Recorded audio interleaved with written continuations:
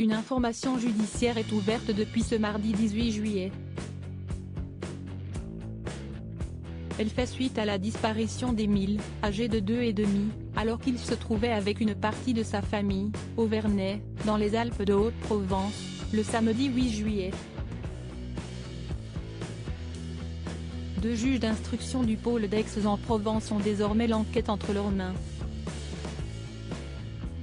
Depuis les débuts des investigations, plusieurs pistes ont été étudiées, notamment à partir des 1400 signalements téléphoniques. Plusieurs d'entre elles ont été écartées par les enquêteurs, rapporte CNews, ce mercredi 19 juillet. La piste d'un accident impliquant un tracteur ne serait plus étudiée. Dans la foulée des fouilles orchestrées, les habitants du hameau ont été auditionnés à plusieurs reprises. L'un d'eux aurait particulièrement attiré l'attention des enquêteurs en raison de son passif avec de récents accidents et une conduite souvent excessive. Mais, les gendarmes l'auraient finalement mis hors de cause, après avoir scrupuleusement vérifié ses déclarations, indiquent nos confrères. Émile a-t-il été croiser la route d'un animal ? En pleine période de moisson, les enquêteurs ont également passé au peigne fin des ballots de paille, à l'aide d'un détecteur de métaux ultra puissant. Avec les herbes hautes, l'enfant aurait pu ne pas être vu par l'agriculteur lors de son activité.